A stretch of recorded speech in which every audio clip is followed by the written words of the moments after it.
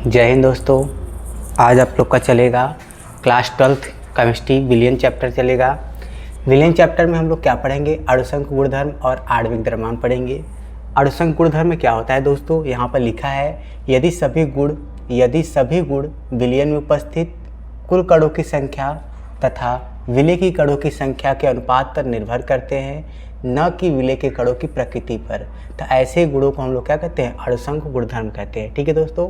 अणुसंख जो होता है उसको हम लोग कॉलिगेटिव कहते हैं। लैटिन भाषा से है ये। लैटिन भाषा को का मतलब होता है एक साथ, और लीगेट का मतलब, और लीगेट का अर्थ होता है आबंधित। वही चीज़ मैंने यहाँ पर भी लिखा हूँ दोस्तों। अभी हमारी एग्जाम बेसिस पे इतना इंपॉर्टेंट नहीं है, लेकिन अगला वाला जो टॉपिक चलेगा वो बहुत ज़्यादा इंपॉर्टेंट है। और ये हमारा अगला वाला टॉपिक चलेगा क्या? वाष्प दाब का अपेक्षित अवनमन। ये 4 प्रकार के हम लोग पढ़ेंगे, जिसमें से पहला क्या पढ़ेंगे हम लोग? वाष्प दाब का अपेक्षित अवनमन। ठीक है दोस्तों, वाष्प दाब का अपेक्षित अवनमन। तो वाष्प दाब का अपेक्षित अवनमन क्या होता है, इसको अच्छे से सीख लेते हैं। वाष्प दाब का अपेक्षित अवनमन। तो देखिए, वाष्प दाब का अपेक्षित अवनमन का मतलब क्या होता है? जैसे मेरे पास क्या है, एक मेरे पास क्या है, कोई पात्र है। और ये कैसा पात्र है? मेरे पास बंद पात्र है। कैसा पात्र है दोस्तों? बंद पात्र है। इस बंद पात्र में अगर मैंने इसमें क्या रख दिया, इसमें मैंने रख दिया वाटर। इस बंद पात्र में मैंने क्या रख दिया? वाटर रख दिया। इसमें है वाटर। इसमें किसके कण है दोस्तों? वाटर के कण है। ध्यान से सुनिएगा दोस्तों, अगर आपने इसको समझ लिया, अगर आपने संरचना को समझ लिया ना, अगर आप स्ट्रक्चर को समझ लिए अच्छे से, तो आप आराम से लगा लेंगे। तो यहाँ पर ये क्या है? ये जो नीला कलर का है, ये हमारे पास क्या है? जल है। क्या है दोस्तों? जल है। तो जल है तो हम इसको लिख देते हैं कि ये शुद्ध जल है। कैसा जल है दोस्तों? शुद्ध जल है। शुद्ध जल है तो हम इसको क्या दिखाते हैं? शुद्ध विलायक के रूप में भी लिख सकते हैं कि ये क्या है हमारे पास? ये विलायक है। क्या है दोस्तों? ये हमारे पास क्या है? एक शुद्ध विलायक है।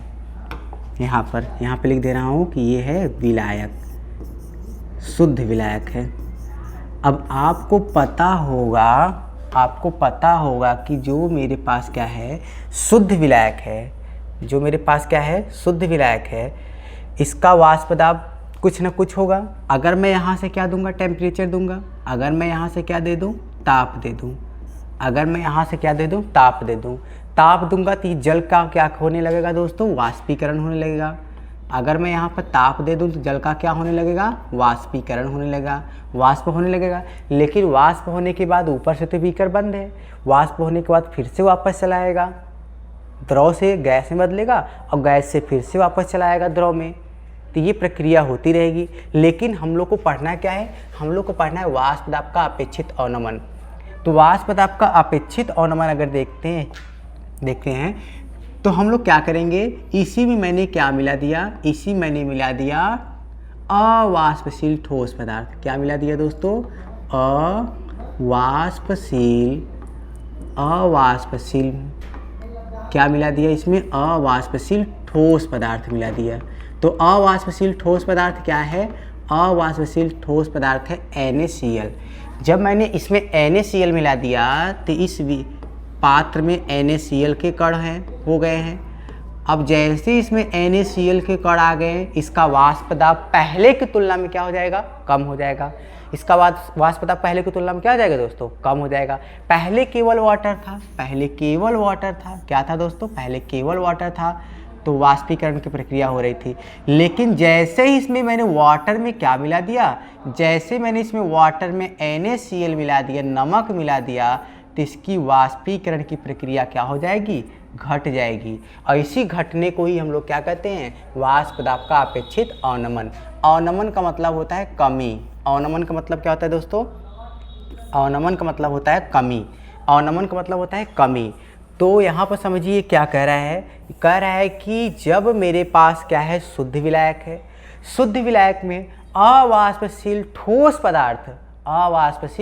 ठोस पदार्थ मिलाएंगे तो पहले की तुलना में उसका वाष्प दाब क्या हो जाएगा? कम हो जाएगा। पहले केवल शुद्ध था तो वाष्प दाब क्या हो रहा था? अधिक हो रहा था। पहले केवल वाटर था तो वाष्प दाब अधिक हो रहा था। लेकिन अगर मैंने उसमें नमक मिला दूं तो वाष्प दाब क्या होगा? घट जाएगा। अब घटने को ही हम लोग क्या कहते हैं, अवनमन, मतलब कमी कहते हैं, वाष्प दाब में कमी। तो वाष्प दाब में कमी कैसे आई दोस्तों, वाष्प दाब में कमी आई हमारे जब मैंने NaCl ठोस पदार्थ NaCl उसमें डाला तो उसमें क्या हुई, वाष्प दाब में कमी आ गई।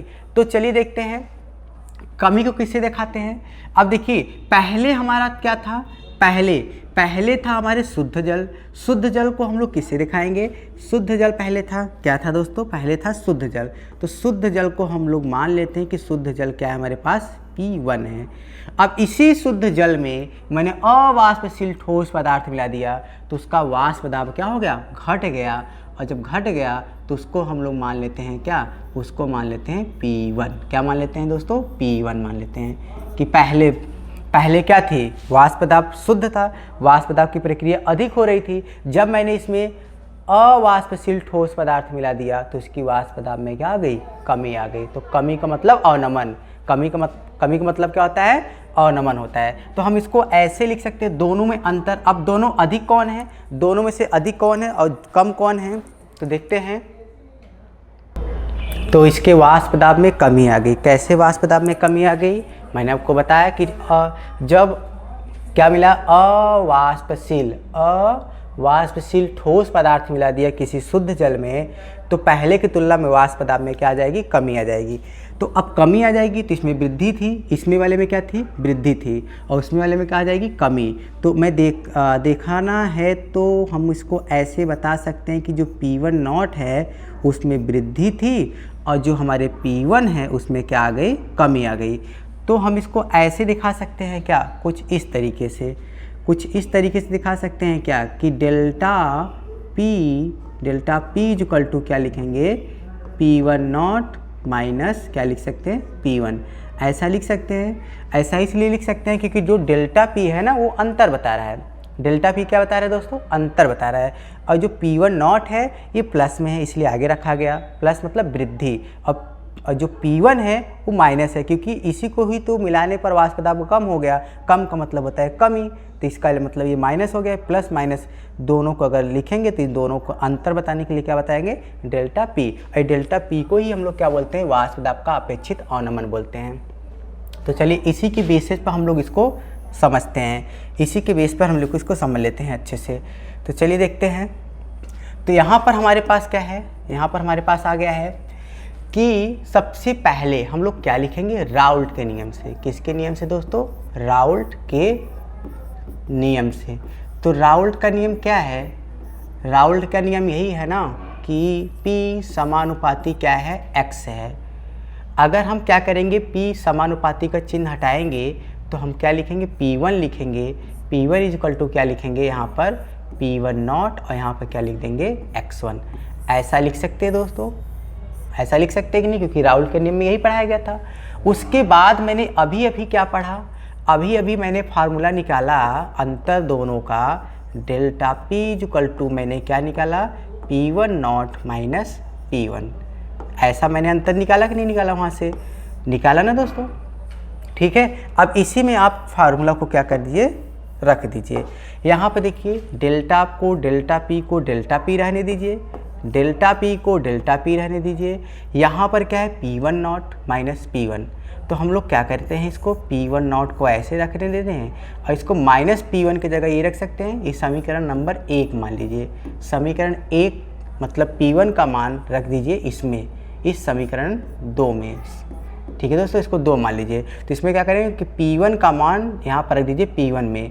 तो यहाँ P1 बराबर क्या रखेंगे, P1 बराबर यहाँ रखेंगे P1 नॉट और क्या रखेंगे, X1। तो हम इसको ऐसे लिख सकते हैं कि डेल्टा P बराबर, अब इन दोनों में कॉमन क्या मिल रहा है, इन दोनों में कॉमन मिल रहा है P1 नॉट कॉमन ले लेंगे तो यहाँ हो जाएगा 1, हो जाएगा 1 माइनस X1। अब आप एक चीज़ पढ़े होंगे, चूँकि क्या होता है दोस्तों, 1 माइनस X1 बराबर क्या होता है, X2 होता है। किसके अकॉर्डिंग होता है, मोल अंश के अकॉर्डिंग। मोल अंश आपने पढ़ा होगा, मोल अंश ने पढ़ा होगा, X1 प्लस X2 बराबर क्या होता है, 1 होता है। X1 और X2 बराबर 1 होता है। अगर हम X2 का मान निकालना चाहें तो क्या हो जाएगा, X2 बराबर क्या हो जाएगा 1, और ये इस तरफ जाएगा तो क्या हो जाएगा X1। ऐसा होगा, तो यहाँ 1 माइनस x1 की जगह क्या लिख सकते हैं, x2 लिख सकते हैं। तो हम लोग यहाँ पर रखेंगे, क्या रखेंगे, डेल्टा p बराबर यहाँ पर लिखेंगे p1 नॉट, और इस पूरे की जगह क्या रख सकते हैं, x2। तो ये फाइनली हमारे एक फार्मूला तैयार हो गया। अब इसके आगे बढ़ते हैं। ठीक है दोस्तों, अब इसके आगे देखते हैं क्या होगा।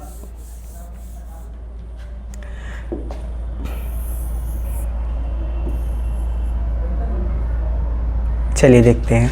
अब यहाँ पर हमारे पास ये फार्मूला एक तैयार हो गया। अब ये फार्मूला, इस फार्मूले के सहारे हम लोग थोड़ा से आगे बढ़ते हैं और देखिए क्या क्या कहानी बनेगी इसमें।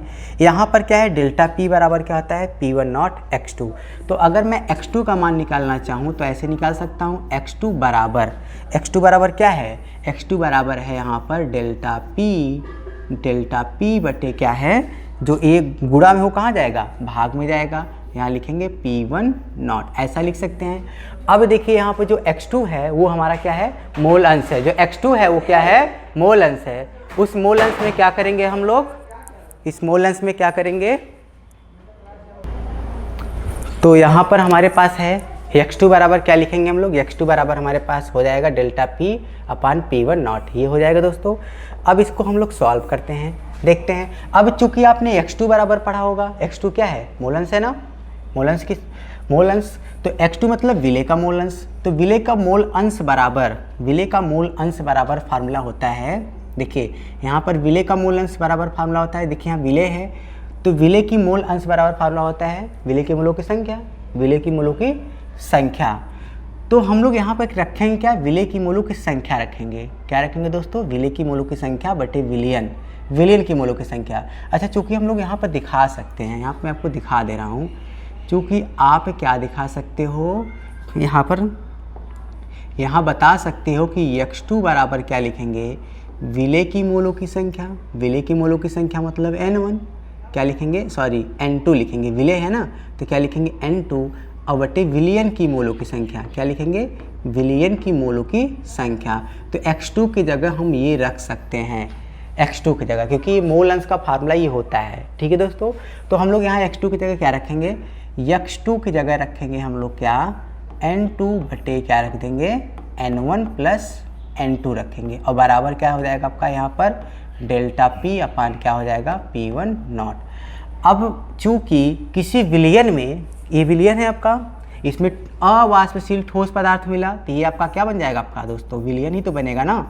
इसमें अवाष्पशील ठोस पदार्थ है तो इसमें ये क्या बन जाएगा, विलयन है। तो किसी विलयन में विलेय का बहुत कम मान होता है, किसी विलयन में विलेय का मान क्या होता है, बहुत कम है, विलायक का मान तो अधिक होता है। तो किसी विलयन में विलेय का जो मान कम है, मतलब विलेय की मूलों की संख्या बहुत कम है, तो बहुत कम का मतलब उसको हम लोग क्या मान लेते हैं, नगण्य मान लेते हैं।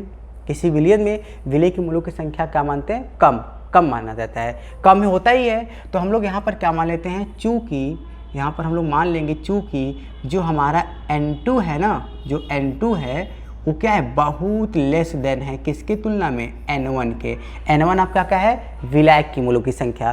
तो विलायक की मूलों की संख्या की तुलना में जो विलेय की मूलों की संख्या है वो बहुत कम है। ठीक है, और ये किस में होगा, किसी विलयन में। याद रखिएगा, हम किसी विलयन की बात कर रहे हैं, मैं यहाँ पे लिख दे रहा हूँ, किसी विलयन में ही, किसी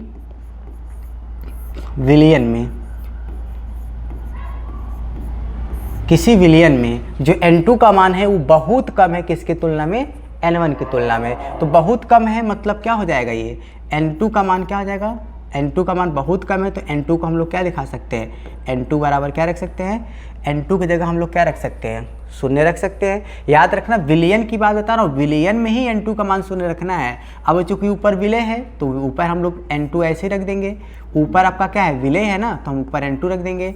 नीचे विलयन है, विलयन में क्या है, n1 को n1 रखेंगे और n2 की जगह शून्य हो जाएगा, n2 की जगह क्या हो जाएगा दोस्तों, शून्य हो जाएगा। तो उधर मैं इसको शून्य रख दूंगा, शून्य लिखने की ज़रूरत नहीं है। और फिर बराबर में क्या है, बराबर में आपका क्या है, डेल्टा p अपान क्या लिखेंगे, डेल्टा p अपान है आपका p1 नॉट। इतना कंसेप्ट क्लियर है। अब चूंकि आपने और भी चीज़ें पढ़ा होगा, अब n2 जो है, n2 बराबर क्या होता है, n2 बराबर ही फार्मूला होता है हमारे पास। n2 बराबर क्या फार्मूला होता है, ठीक है दोस्तों, मैं आपको इसको बता रहा हूँ थोड़ा से, इसको थोड़ा सा मैं इसको छोटा कर दे रहा हूँ। ताकि जगह हमको मिल जाए। ठीक है, अब जगह हमको मिल जाएगा आराम से। अब मैं इसमें n2 का मान आपको बता रहा हूँ।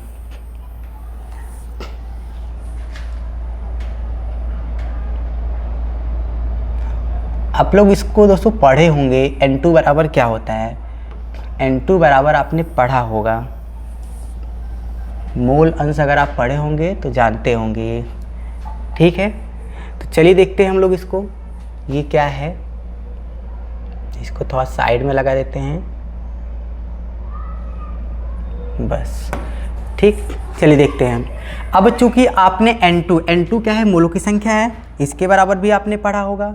n2 जो है हमारे क्या है, मोलों की संख्या है। तो n2 बराबर क्या होता है, n2 आपका मोलों की संख्या है। तो n2 बराबर क्या लिखेंगे, n2 बराबर होता है भार बटे अणुभार। भार बटे क्या होता है, अणुभार। अणुभार किसका भार दोस्तों, किसका भार, किसका भार, विलेय का भार मतलब W2। और किसका अणुभार, किसका अणुभार दोस्तों, किसका अणुभार लिखेंगे, विलेय का अणुभार मतलब क्या लिखेंगे, M2। तो N2 की जगह क्या लिखेंगे, W2 M2 लिख सकते हैं। आगे N1 की जगह क्या लिखेंगे, N1 की जगह आपका हो जाएगा जो N1 बराबर वो ये हो जाएगा, स्मॉल में इसको लिखते हैं W1 बटे क्या हो जाएगा M1, इसको स्मॉल में लिखते हैं। क्योंकि देखिए मोलों की संख्या जो होती है ना, भार बटे अणुभार होती है। विलेय की मोलों की संख्या फिर विलायक की मोलों की संख्या बराबर फार्मूला होता है भार बटे अणुभार। तो N2 बराबर क्या लिखेंगे, weight by mass, weight by mass, weight by mass. ये क्या आपका 2 का मतलब विलेय का इसलिए 2 लगा है, ये 1 का मतलब है विलायक का इसलिए 1 लगा यहाँ पर। अब यहाँ पर हम लोग फार्मूला को पुट कर देंगे और पुट करने के बाद यहाँ पर रखेंगे N2 की जगह क्या रखेंगे, N2 की जगह हम लोग रखेंगे, चलिए देखते हैं N2 की जगह क्या रखते हैं, N2 की जगह रखते हैं हम लोग क्या W2 अपान क्या लिखेंगे, अपान M2 लिखेंगे। और फिर पूरे का बटा अगर हम लिखेंगे, इसे पूरे का बटा यहाँ पर लिख दिया। फिर N1 की जगह क्या लिखेंगे, N1 की जगह हम लोग लिखेंगे स्मॉल में W, स्मॉल W है, ठीक है, स्मॉल W 1 और फिर क्या लिखेंगे स्मॉल M1। और फिर बराबर में क्या है आपका दोस्तों, बराबर में है डेल्टा P अपान क्या लिखेंगे, डेल्टा P1 नॉट। अब इसको थोड़ा सा सॉल्व करेंगे, इसको अगर हम लोग सॉल्व करेंगे तो क्या मिलेगा हमको, ये मिलेगा W2 बटे क्या मिलेगा M2 और इनटू ये देखिए भाग में है ना, गुणा में गुणा में होगा तो उलट जाएगा, ये आपका इस तरीके से हो जाएगा M1 बटे क्या हो जाएगा यहाँ पर W1। ठीक है, और आगे हमको क्या मिलेगा, आगे मिलेगा डेल्टा P अपान क्या लिखेंगे, डेल्टा P1 नॉट। ये फार्मूला हमको प्राप्त हुआ। क्लियर है दोस्तों। अब देखिए डेल्टा P1 की जगह भी आप लिख सकते हैं, डेल्टा P1 की जगह ये रख सकते हैं P1 नॉट और P1, तो आप यहाँ पर ऐसा रख सकते हैं।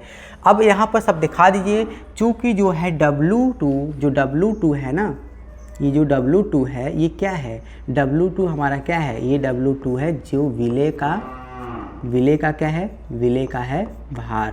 W2 क्या है दोस्तों, विलेय का भार है। और M2 क्या है, M2 क्या है आपका, विलायक का है। M2 क्या है दोस्तों, M2 है विलायक का अणुभार है, M2 है विलायक का अणुभार।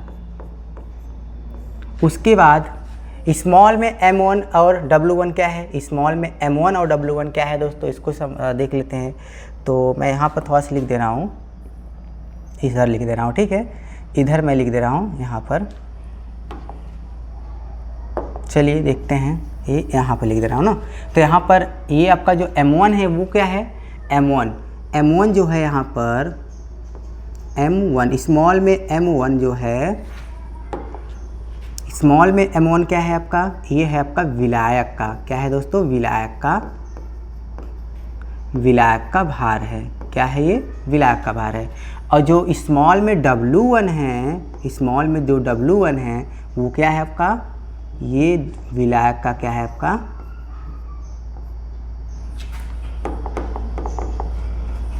स्मॉल में W1 है विलायक का, एक मिनट यहाँ पे लिख दे रहा हूँ, ये है विलायक का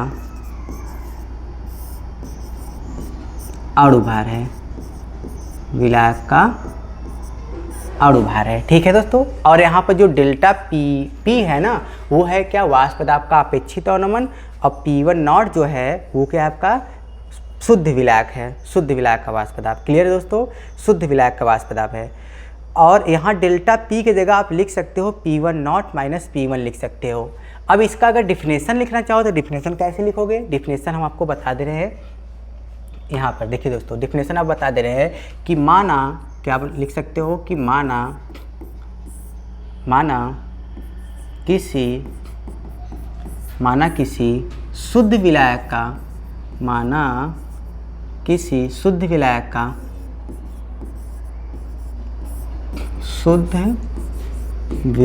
का, वाष्प दाब, माना किसी शुद्ध विलायक का वाष्प दाब क्या है आपका P1 नॉट है। शुद्ध विलायक का वाष्प दाब क्या है दोस्तों, P1 नॉट है। तब शुद्ध विलायक का वाष्प दाब P1 नॉट है, तब उसमें अवाष्पशील पदार्थ मिलाने पर, अवाष्पशील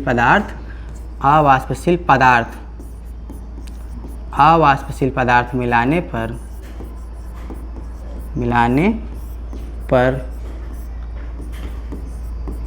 विलायक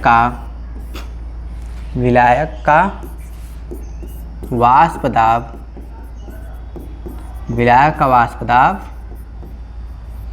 घटकर क्या हो जाता है, P1 हो जाता है, P1 हो जाता है। क्लियर है दोस्तों, तो ये आप डिफिनेशन के रूप में आप इसको लिख सकते हैं कि माना किसी शुद्ध विलायक का वाष्प दाब P1 नॉट है, क्या है आपका P1 नॉट है, तब उसमें अवाष्पशील विलेय पदार्थ, आप यहाँ पर विलेय भी लिख सकते हो। क्या लिख सकते हो दोस्तों, विलेय लिख सकते हो। क्या लिख सकते हो यहाँ पर, विलेय लिख सकते हो। अवाष्पशील विलेय पदार्थ, अवाष्पशील ठोस विलेय पदार्थ भी लिख सकते हो। अवाष्पशील ठोस विलेय पदार्थ मिलाने पर विलायक का वाष्प दाब घटकर P1 हो जाता है। तब राउल्ट के नियम